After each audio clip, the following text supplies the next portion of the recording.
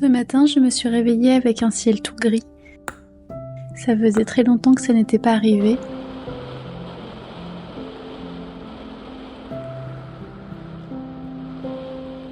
J'étais plutôt fière de moi car en dépit du mauvais temps, j'ai enfilé mon ciré tout jaune et un joli parapluie coloré pour aller au sport.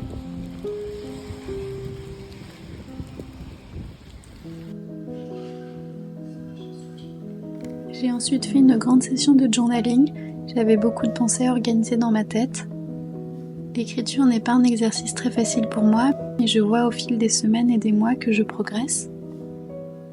Comme je suis une personne qui est assez dans le contrôle et anxieuse, j'ai beaucoup de mal à me laisser aller et à juste libérer mes pensées et écrire tout ça sur une feuille.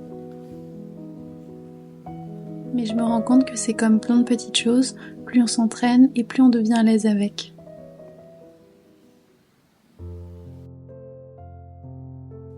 La leçon la plus importante que j'ai apprise cette année est de ne jamais rien forcer. Conversation, amitié, relation, attention ni amour, toute chose forcée n'en vaut tout simplement pas la peine. Ce qui va arriver arrivera, ce qui va bloquer bloquera, ce qui est sera.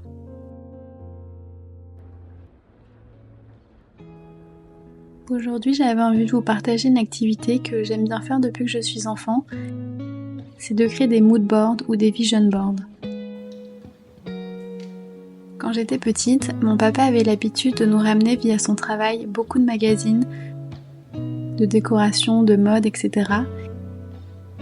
Et je collectais toutes les images qui m'attiraient et ensuite je faisais des grands collages sur des formats différents pour décorer ma chambre. Et en grandissant, j'ai continué cette activité manuelle et c'est devenu des vision boards que j'essaie de faire mois par mois. Je commence par créer mes vision boards en allant sur Pinterest, sélectionner les images du mois. J'ajoute tout cela dans un tableau. J'ajoute ensuite toutes mes images sur une feuille blanche que j'imprime.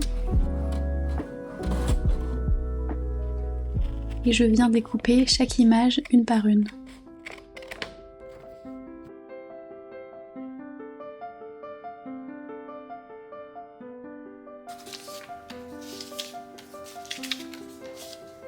Une fois que tout est découpé, c'est mon moment préféré. Je place toutes les images et là ça va être un méli-mélo de dispositions pour trouver le meilleur esthétique, la planche qui m'inspire le plus. Il n'y a vraiment aucune règle à ce moment-là. On dispose simplement comme on en a envie, ce qui nous parle et ce qui nous inspire. Et ensuite, quand tout est prêt, on va aller coller chaque image. J'aime cette étape du collage où on commence à voir notre création prendre vie. Et je trouve que c'est un moment assez méditatif. On prend le temps, en silence, sans musique, de faire une activité, d'être absorbé par elle et juste de perdre la notion du temps. Quand tout est collé, je viens peaufiner les détails en ajoutant quelques autocollants du carnet d'illustration de Laura Travel Book. Et j'ajoute une petite touche de couleur avec un petit peu de masking tape. Libre à vous d'ajouter tous les détails que vous le souhaitez, que ce soit autocollant, masking tape, coloriage, dessin. Tout ce qui vous passe par la tête et tout ce qui vous inspire pour ce mois-ci, mettez-le dans votre carnet pour que ce soit vraiment une planche qui vous ressemble. J'ai ensuite ajouté quelques phrases, des mots-clés que j'avais envie de garder avec moi et qui pouvaient m'accompagner pendant tout le mois de juin.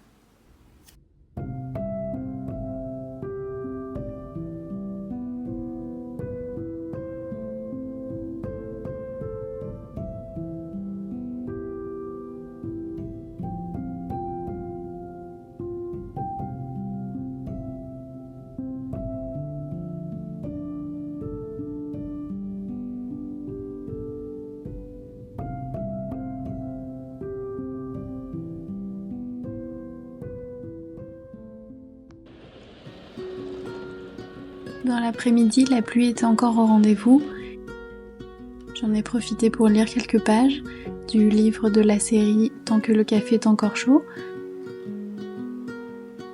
Cette fois-ci c'est le 3e volume et je le lis en anglais, mais je dois dire que je suis un petit peu moins inspirée que par les 2 premiers de la série. Alors je vais encore persévérer un petit peu dans ma lecture et voir si j'ai un déclic, et puis si ça ne m'inspire vraiment pas, j'ai encore le 4e volume à lire et peut-être qu'il sera mieux.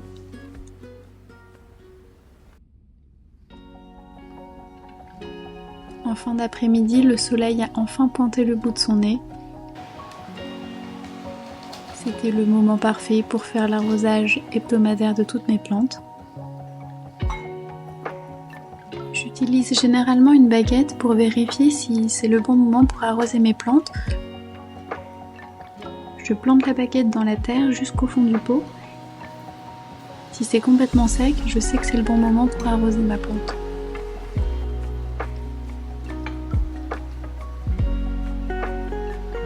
Je trouve que c'est une bonne astuce car moi qui n'ai pas vraiment la main verte, jusqu'ici mes plantes sont encore en vie.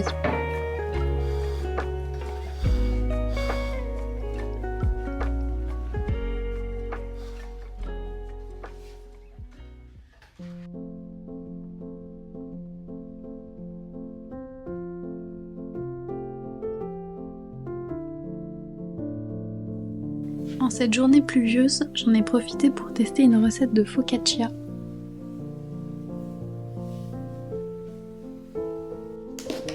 La veille, j'avais préparé mon levain dans un petit bac que j'avais fait pousser toute la nuit. Mais la première erreur que j'ai faite, c'est que j'ai mis mon levain dans un tupperware hermétique alors que j'aurais dû mettre plutôt une serviette ou un torchon dessus pour pouvoir laisser respirer la préparation. Bref, c'est une erreur de débutant, mais ça ne m'a pas empêché de continuer la recette. J'ai donc ajouté mon levain à de l'eau et j'ai mélangé le tout avec de la farine. Je prends le temps de bien incorporer ma farine et ensuite je viens placer un torchon un petit peu humide et je laisse reposer pendant 30 minutes. Une fois que les 30 minutes sont passées, je viens humidifier un petit peu mes mains pour éviter que la pâte ne colle et je viens rabattre pour ajouter un peu d'élasticité au fur et à mesure.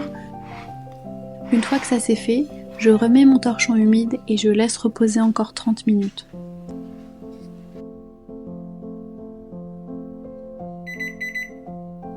Une seconde fois, je viens répéter les mêmes actions. Je rabats ma pâte, elle est de plus en plus élastique et je laisse reposer une dernière fois 30 minutes. C'est vraiment un processus qui prend du temps, mais c'est hyper chouette de voir la transformation de la pâte au fur et à mesure que les heures passent. Une dernière fois, je viens rabattre ma pâte, elle est maintenant super élastique. Et je sors ensuite 2 plats que je vais huiler et dans lesquels je vais disposer ma pâte.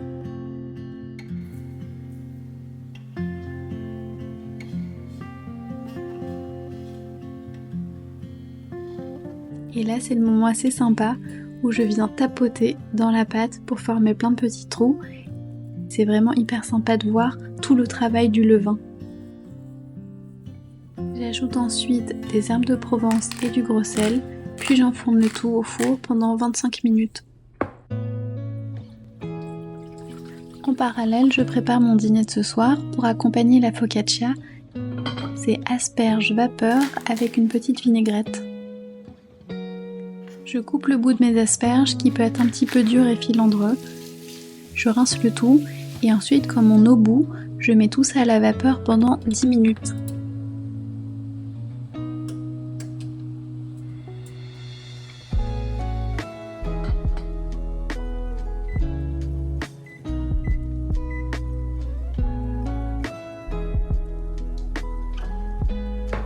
Et j'ajoute une petite vinaigrette pour accompagner le tout.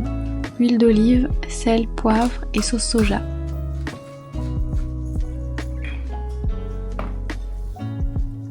Ma focaccia est prête, je la sors du four, elle est encore fumante. Je la trouve très belle, mais honnêtement, elle ressemble plutôt à un pain qu'à une focaccia.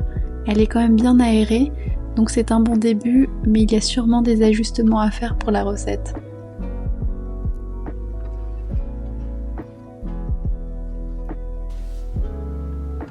J'espère que ces 2 petites activités vous ont plu. Je vous souhaite une très belle soirée et je vous dis à très bientôt dans une nouvelle vidéo. You're like a song that I sing in the morning on a perfect holiday. You're like the warmth of the sun on my skin when clouds look gray. You're like the joy of a trip that is coming to a place with ocean view.